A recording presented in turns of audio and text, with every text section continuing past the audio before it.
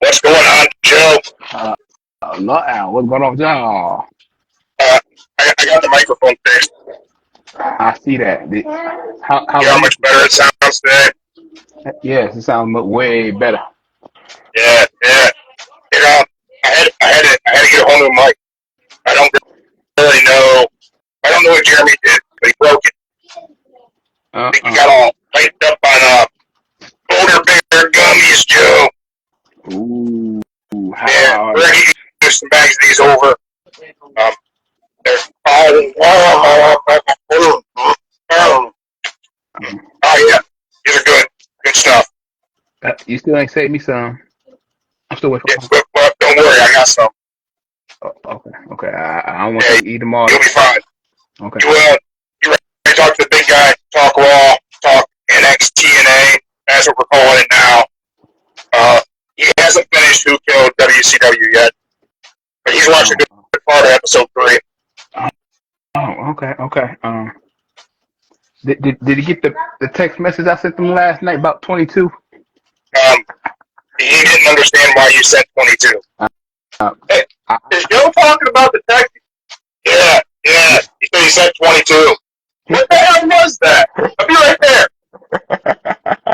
Hey, man. First of all, Smack Talk Showdown right there. Talk smack to you. Mark, why is the camera like a good close-up? Move this thing back. What in the world? It's not the right foot. It's not the right foot, girl.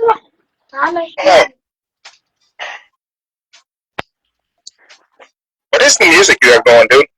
You like this? This is good stuff? Yeah, it's good stuff. I like this tune in the background. I don't know what it is, but it's catchy. It's got a good. Hey, Joe, you see something? Yeah. You want to see? I see Mark's been all hopped up on Boulder Bear gummies. Got these things all over the studio. I see that. Our friends over at Boulder Bear gummies. Good stuff, man. 20 milligrams of caffeine per gummy. Pack of 5 get you 100 milligrams. Joe. Yeah. Joe.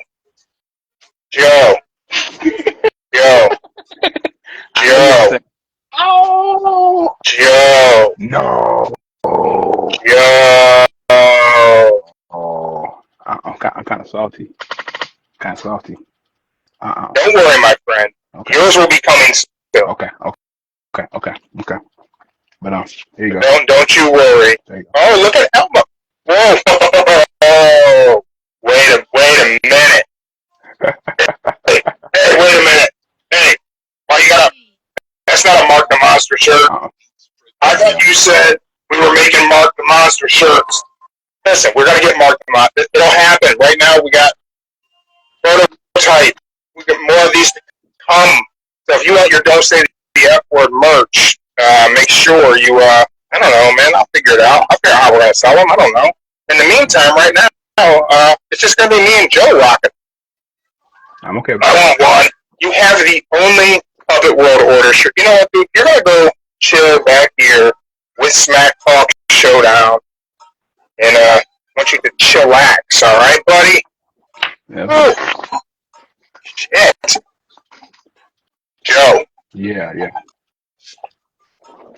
It's Wednesday. It is Wednesday. It's been a hell of a week already in the world of professional wrestling. It's been a hot week. It's really set hot. That mic down. It's definitely been something, right? Mm-hmm. Where do you want to start? What do you want to start talking about? What's on your mind? Right. We're not going to follow any order because shit, it's Wednesday. And if you ain't watched Raw yet, you ain't gonna. Okay, well, I'll start with the whole the messages I sent you about the 22 last night. Was it 22 seconds for how long Joe Hendry was in that battle royal? No. It's even more funnier. It's funnier than that? Yes, it is. So I was watching like Who Killed WCW last night, and then I started hearing them all talking. And so in my mind, I started hearing Vince Russo talking, and as he was doing a little chit chat talking, I went back and rewatched it again. And so, if you listen carefully, he said "bro" 22 times. Bro. I mean, listen, man. I don't know. We all got our shit that we say a lot, right? Everybody has something. Like, I don't know. I don't know what mine is. I'm sure I got something I say a lot. No, I but probably say shit a lot. yeah, but he said like in one sentence about the whole David Arquette. In that like whole 2 cents, he said "bro" like 3 or 4 times in that. I'm like, Oh man, yeah. yeah, It's amazing how much he says, bro. Like that was always such a running gag when you wanted to shit on Vince Russo that you would just say "bro" a lot. yeah. But it's like that shit's legit. Like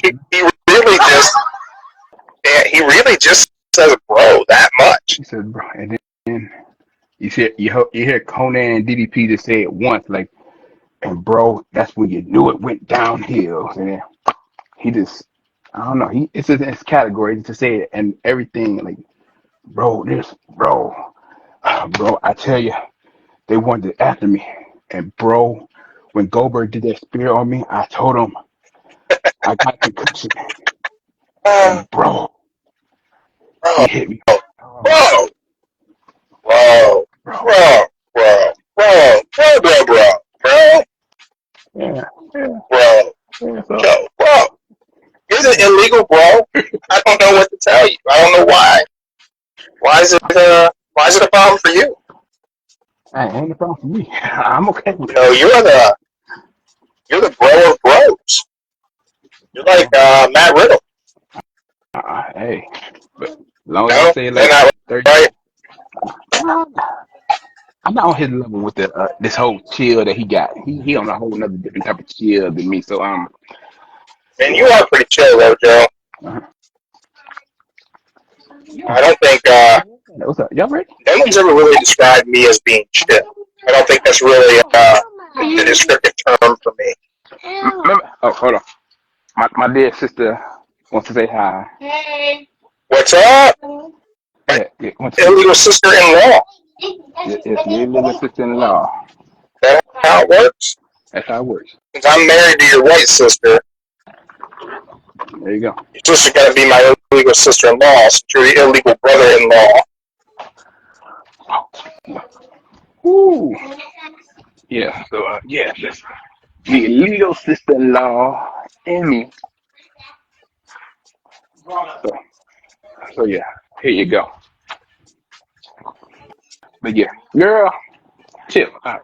But yeah, and my boy Joe last night on NXT, that was pretty good. That was good. So, Okay. let me ask you, how do you feel about the NXT TNA partnership? And we can talk a little bit about the Joe Hendry and the Battle Royal. I didn't think he was going to get eliminated like right out the gate. I did not expect that at all. But how do you feel about how he was like his appearance on NXT? I think it's good. I think it shows that you can work with other organizations, not just be with the same people every day. I initially like that initial. Well, I didn't watch NXT live, but like I seen that he was eliminated quick, and I'm like, man, that's kind of some bullshit. Like, we said his name, he appeared, and then he's out. I did, however, once I actually watched it and seen how they did it, had Mm-hmm. him say, "I'm going to take that NXT title to TNA," and then all the NXT guys ganged up on him, and then Frankie Kazarian was the one who eliminated him. I'm surprised Frankie Zero was in there. I was surprised Frankie made it to the end, or to the final four. All right, look, you I got your think segment. having Frankie eliminate him was good because we're building for something in TNA. Yeah. I will say, I think Frankie should have been final two. He had a lot of eliminations, and then he comes down to the final four. I think Frankie Kazarian should have been in the final two of that NXT Battle Royal because it would have given us the question of what if maybe a TNA guy's going to win it? Maybe. I can say this. I thought he was gonna win. And I ain't gonna lie. He thought in the beginning. Well, if you watched it, he was doing good. He for his age, he still got some good ass moves and everything. Frankie's in shape, man. Yeah, Frankie's a great talent. I've always liked Frankie. yeah. And Do also, you think the NXT TNA relationship is mutually beneficial? hey, close the door, girl. Don't let damn flies up in here. Um, yeah. It's too hot to have that door open. Anyone who doesn't know, me and Joe we're just outside of Cleveland. It is, I don't know, man. 91. It's the devil's ball sack hot outside, like 91 degrees for us Clevelanders. It is hot. It's hot. Hot as hell. But yeah, tell her to keep that damn door closed. Don't let the air conditioning out. I'm on the second floor in the studio, and it's AC's cranking. I got a fan on my husky ass, and I'm still hot. Yeah. My sister, family, they say have one people come over and say hi in town just for like a bit. Let me stop by and say hi. And then she gonna like run out the damn door, try to like close the door, girl. No, not today. So what's up, On the Mark Wrestling? Thank you for checking us out live on Instagram. We appreciate you. But is the NXT TNA relationship mutually beneficial, or Okay. I mean, maybe it's not exactly even, but do you think both parties are benefiting? Mm-hmm. I see it like this. I've been thinking about this for the past couple weeks, or couple days, weeks. This is why I've been thinking about it, about the whole TNA NXT relationship. Think of it like this. Let's just say they're doing this whole TNA NXT thing because one, NXT is like your developmental, right? Let's just say like this from what I was thinking That's about what they it, tell us. from what I was thinking about it for the past couple weeks. What if they did this because, hey, we want you to start here in the development, and then they got TNA as they've merged over to TNA, and that's where you like say your next stage is now see if you are ready for the main roster. And if you show out and do good on TNA, boom, you go to the main roster like Raw or SmackDown and make a name of yourself. But they feel you're not ready for the main roster, they'll just keep you right there at TNA.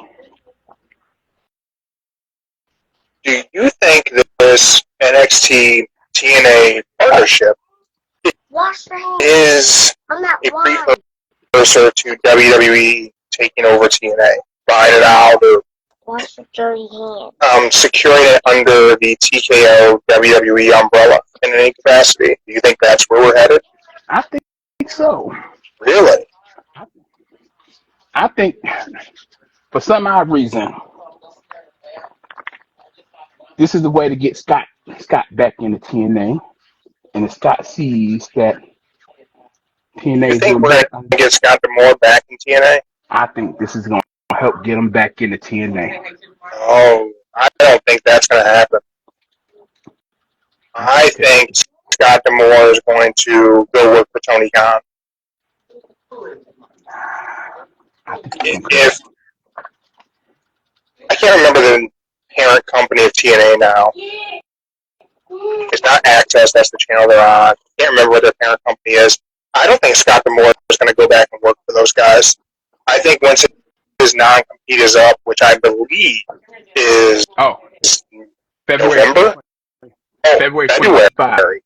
They said that they had a contract deal that he had no complete call for February 2025. That's a long time, man. I mean, it'll go by quick, but it's a long time in the world of pro wrestling. But he's still getting paid for it, though. You still know where you about to go? Kind of, but not like a lot. But he's still getting paid for it. Yeah, I mean, he's getting paid something for it, right? Like, there's something going on. But I don't know, man. I would be surprised to see him end up back in TNA. I think he'll go do something else. I think it would be great for Tony Khan to have Scott D'Amore run Ring of Honor and look to do Ring of Honor in much smaller venues, as opposed to having it be part of the Dynamite and Collision show whenever you go live. I mean, whenever you go to AEW live, it's important for people to understand what you're getting. Like, you are getting your money's worth at an AEW show. You're getting whatever AEW show you're going there for. You're getting 2 to 3 dark matches in the beginning. You're getting some Ring of Honor matches in the beginning of the show. Then, after the show, you're getting dark matches and Ring of Honor matches again after the show. Like, it's worth it for your money if you want to go experience live professional wrestling to go to an AEW show. Not getting paid to say that. I'm not an AEW shill, but if Tony Khan wants to cut me a check, I will say whatever nice shit he wants me to say. Okay. But I think it'd be great for Ring of Honor to be taken off of Tony's plate so he could focus on AEW. And however it is their creative process is. But I have my theory on that, which that's probably a subject matter for a different day. Because I know your day today is very busy, and we don't have time for me to just ramble on with my conspiracy theories. Unfortunately, I'll just break the news. My child's leaving for the whole summer. Woohoo! Like, good old August. So Joe is going to be no child with him for the summer.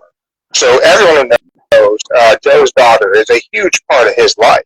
Joe is a single dad, doing his thing, raising a little girl, and she is going to be spending the summer with her grandparents, and Joe is not going to know what to do with his life.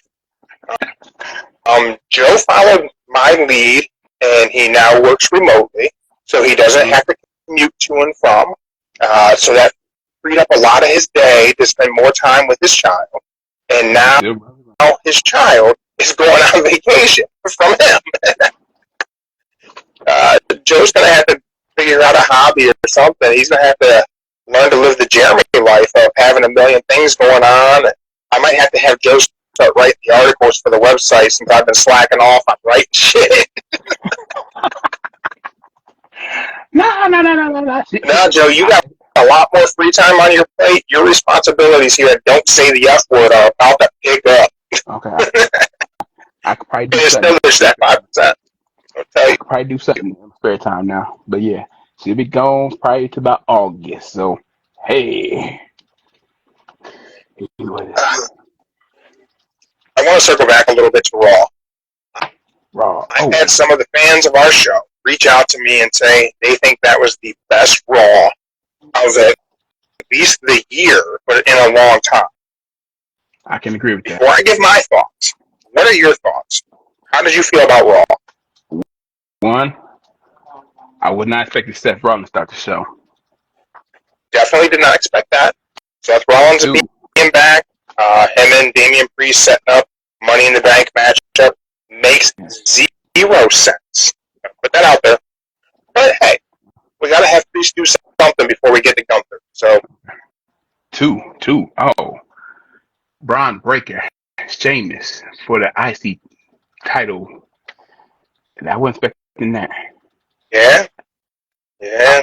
Man, they're building up Braun Breaker. Raw is going to be so Braun Breaker focused whenever it gets to Netflix. Like, it's going to be the Braun Breaker show. I was expecting him to say something about Ricochet, but he didn't hardly bring it up. Nope. But then, nope. And let's see here. Also, if everybody who was paying attention, who did watch Raw last Monday night, when the match was over at 10:52, I knew something was up when it's over at 10:52. Yeah. And then we got the debut of the Wyatt Six. One Now, thing I want to say. Ooh, what do you got? Now, what I would have said this. Now, if you go back and watch the match, like I watched it firsthand, you would know the match was about to be over when Finn did the coup de grace, and he looked right over at Jay when he did it. And then the frog came. You knew right there it was over, but you knew something was about to happen just by the way they had that angle. Just saying. So, one thing I'm going to say. I thought Raw was great. There was so much of it that I really, really, really enjoyed. For sure. Yeah, Raw was fantastic. People who think that it's the best Raw of the year, if you think Monday's Raw was the best Raw of the year, you just don't like professional wrestling. You like the entertainment piece because the matches, not the matches were bad, but there's been better episodes of Raw this year that had banger after banger after banger after banger. This Raw told a lot of stories, and I liked it. I wouldn't say it was the best Raw of the year. It was damn good. Absolutely an A show. Best I think I know what they're talking of the year? I don't think so. I'd have to really dig in, but I don't think it was best of the year. I've been blown away more than I was this past month. Okay, this is what I think about it. I think this is the only reason why they say this was like the best. Okay, this is the last time I tie you shoe, so I gotta hold on. I got tie shoe because it's gonna be a while before I tie shoe again. So I'm sorry, y'all. Tie those shoes. You tie those shoes. Tie them shoes. While Joe's tying the shoes, guys, I'm just gonna let you guys see the merch. We got Don't Say the F Word shirt in the house. The logo, got the QR code, everything. Yes, Joe. Yes, that QR code scans and takes people to the link tree. Yeah. Hell yeah, it does. Hell yes. No, all right, we good. Now go. Yeah. We got Smack Talk Showdown. You wrestle with your words. Cut a promo on your friends at the barbecue. Now, what I could say why I think people enjoyed this Raw the most, why I say it's the best one, because this was like the first Raw, I'll say, that you could actually watch from the beginning to the end and not worry about it being like, it's going to be a bummer. It's going to look stupid. But it kept going on. Even through the commercial, it was good. Like you said, banger after banger. And it was good. It had you focused, not want to turn the channel, not want to read something on Facebook. Actually, I did read stuff on Facebook trying to find about that code. But yeah. But still, at the point of this was one of the ones that you could actually sit and just watch and enjoy it. Not like the rest of them where you would just like click on it and watch it and like, it's okay, but ain't the greatest. But I can't say what they doing with Chad Gable, making him that heel turn. That's like the best heel turn you can see. They slowly made it happen, but they're making it good, and they're gonna slowly making everybody turn against them, which is good too. But man, here's the problem. Chad Gable died. He died. Yeah, he's done. Wow. I mean, what are they gonna do? Pat McAfee even questioned on his show. Is Chad Gable dead? I don't know, man. Is Chad Gable dead? Like, where are we at with that? Did Chad Gable survive the attack? I don't know. I posted in loving memory. I put Crossroads on that reel. I'll meet Chad Gable at the Crossroads. And I miss my Uncle Charles, y'all. Can't Hey, do any more YouTube bullet. hey, I'm gonna go with Jay. Y'all can have the Firefly back. I don't want no smoke. Take it back. I'm gonna be like Jay. I don't want the Firefly. You can have it. I mean, they intended to encourage the crowd to do the Fireflies with Jey Uso. Do you think they pull back on that now that we have the Wyatt Six? I think Jay. I feel bad. I like Jay, but I think Jay, the fans, they enjoy doing that Firefly with him. They enjoy doing They it. do. It happened organically, and I think that's what's important. It- Ever since what in France when it first started happening when they did that was it France? Yeah, I think that I think the White Six going six. They're gonna go after him, saying he's gonna try his best to stay out of it. Like I don't want to. I don't want to smoke. They're eventually going to. I mean, I think he's probably going to be the first primary target, right? Yeah. You don't think so? No, I don't think so. I, I love the play on words with the Wyatt Six, and it being like the word sick, like I'm sick, like I'm ill. There's something wrong. I like that. I can't believe no one's ever done it before, because it just seems like so simple, but it's so creative. And for them to be the first opportunity for someone to do that, I really like that.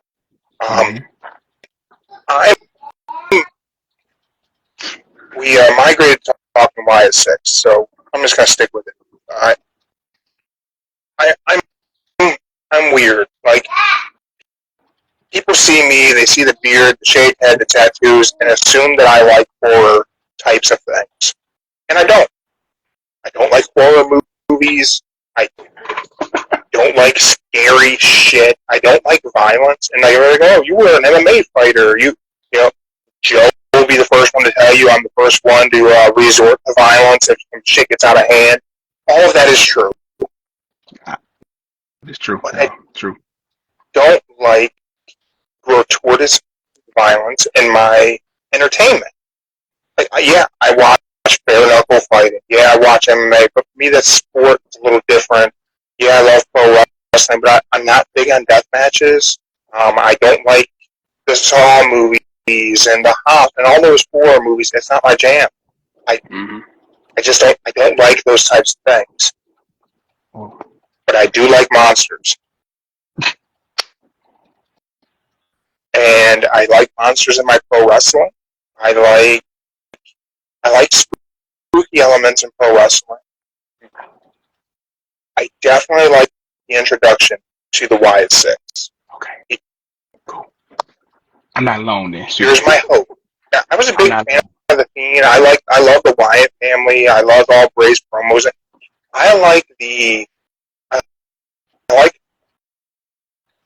things that are poetically dark. Like, there's a reason why it's dark. There's a reason behind the madness. I like all that. Mm-hmm. I do like the monster presentation of the entrance, the introduction. I like the spooky mask. All of that has to stop once the bell rings, though. The violence and the carnage that they did backstage, the destruction of Chad Gable, and all the crew, everything that they did, is exactly how the match has got to be. The matches have to be monstrous. On Busted Open Radio today, your boy, I waited for a while to be on the show. They put me on hold, the producer, and I was working at the same time, so I couldn't just chill there for an hour or whatever. Like, I don't know. I threw in a towel like 20 minutes, but whatever, I digress.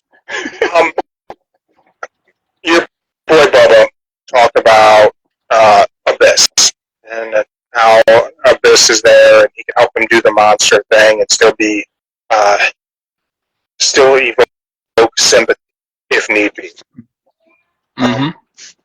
I don't think Abyss is the best example of a monster who gets sympathy. The best example of a monster who gets sympathy also is not Taker or Kane. It's Mankind. Mankind. Mick Foley as Mankind was a monster. His matches with The Undertaker were brutal. They were violent. But Mick was human. There was a human underneath that mask. And that's what we need from every member of the Wyatt Six. But the matches have to be Cactus Jack level violent. They have to be. It has to be a car crash.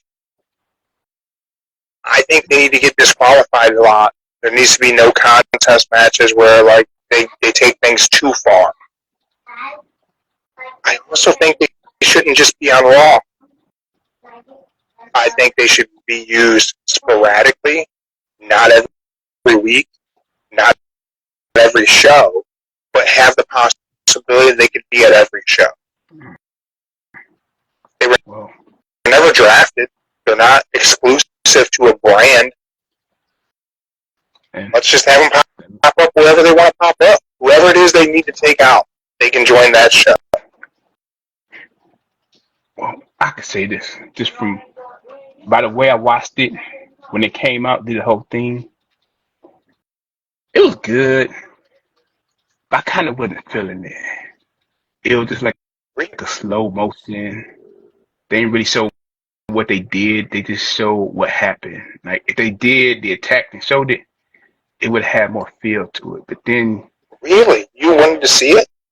I did want to see it. I feel like it would have been better just to watch them destroy the back room than just watch them go back there like you in a what's it called a maze. Then you see like the horror person. I love the single camera shot. Yeah, it was good, but I'd rather have like violent, like jump out and scare you, not just you want slowly to get jump scared? Yeah, that would have been better. Man, maybe they will do that. I can see them doing that, right? Do the single camera shot, the camera on rails, like a rail shooter, and have some of the YS6 kind of jump out at you. Yeah, that would be cool. I think you're right. That would be a great production element. That would be better. Then, as they're going around, they could just show like, what was it? The rabbit, knocking out the camera crew back there by Gorilla. Camera? That'd be cool. That would have been cool. Did that then at least have the blood on the hammer, like you see it dripping? That would have been better. Yeah. And that would have been really cool. In the Red Corner podcast. Thank you for checking us out live here on Instagram. And then we saw Uncle Howdy. Like every time somebody pops in, boom. Bear gummies, cafe gummies, taste like candy, kicks like coffee. Guys, go check them out on Instagram. There you go. And good old Uncle Howdy doing his hands, like having all the four come as he kept walking slowly before that. And just kind of gather them up and then come out. Yeah. That would have been cool. That definitely would have been a cool touch to have him just collect them after they did all the violence. That would have been dope. Yeah.